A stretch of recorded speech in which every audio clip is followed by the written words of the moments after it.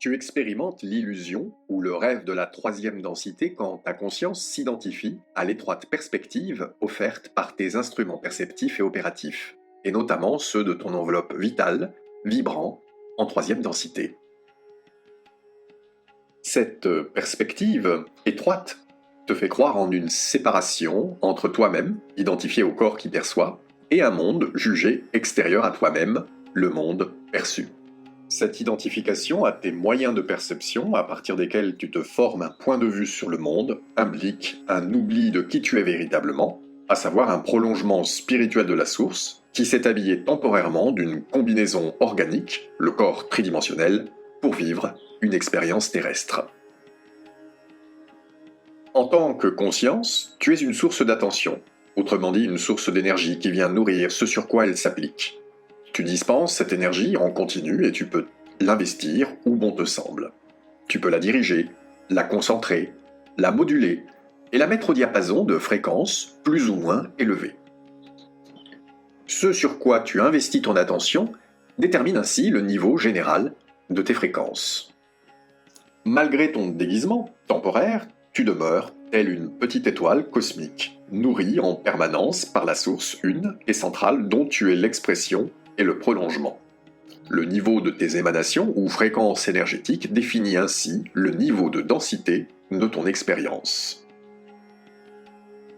Je te rappelle que tu as 7 enveloppes de densité variables et croissantes, 7 corps par lesquels toi, pur esprit, tu expérimentes ce rêve. Pour parvenir à exprimer qui tu es véritablement, pur esprit infini vibrant en 8e densité, il s'agit de faire progresser ta perspective vers qui tu es vraiment. Autrement dit, élever ton expérience perceptive et opérative jusqu'au niveau de la 8e densité. Cette élévation de ton expérience définit la voie souveraine du retour à la source. Les consciences qui atteignent un très haut niveau de fréquence énergétique n'ont plus besoin de combinaisons biologiques pour œuvrer dans le vaste multivers.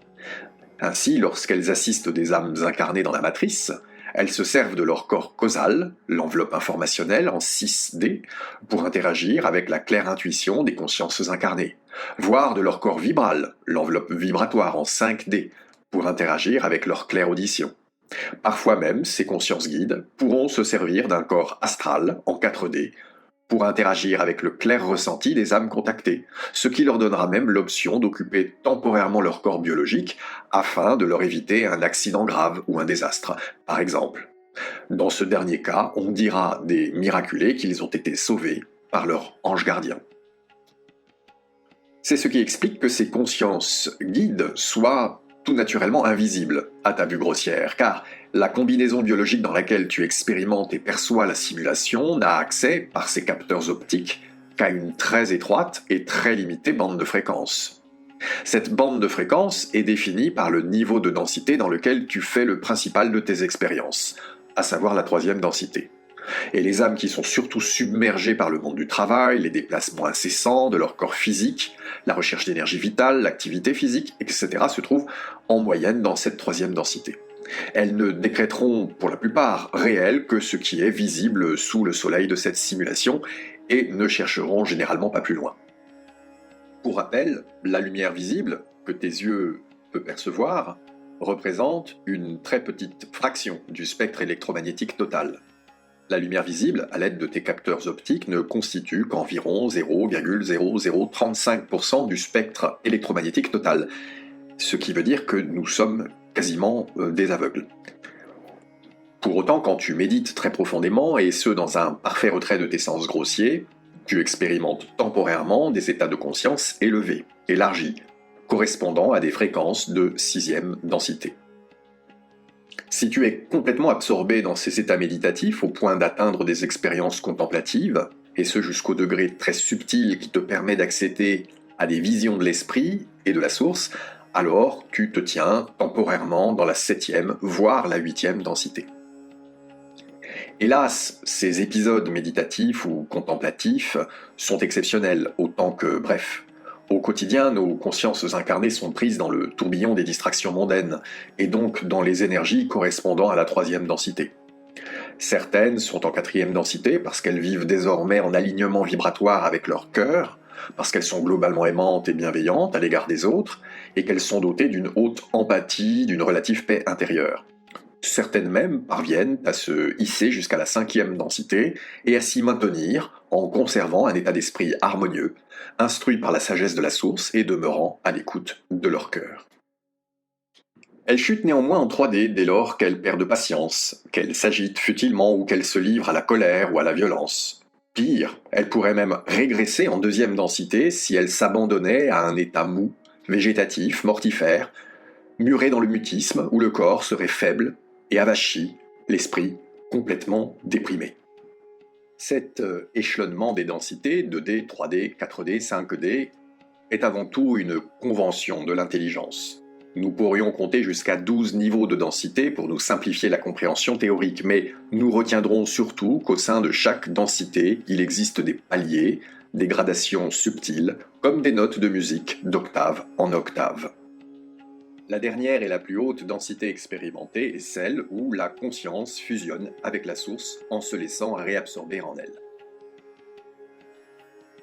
C'est à ce niveau de densité que l'expérience de la dualité prend fin. La conscience réintègre l'un qu'elle a toujours été et retourne au point zéro, dans la non-dualité. Avant cette réabsorption ultime au cœur de l'un, il existe une infinité de degrés intermédiaires à travers lesquels la pure conscience expérimentera une ascension progressive, une expansion graduelle et infiniment joyeuse, et ce au travers de milliards de vies et d'expériences, jusqu'à sa réintégration finale. Sur Terre, nos consciences incarnées en combinaison biologique humaine fluctuent ainsi dans une bande de fréquences située entre la 3D et la 5D. Cette combinaison biologique humaine est calibrée sur cette Terre pour opérer principalement dans ces densités. Le but ultime de la voie souveraine, c'est de parvenir à atteindre la 9e densité et de s'y maintenir, car c'est à ce niveau de densité que la conscience divine individualisée parvient à intégrer et dépasser définitivement les densités de la terre, de l'eau et du feu, et devient même capable de réabsorber ses propres enveloppes formelles, fluidiques et vitales.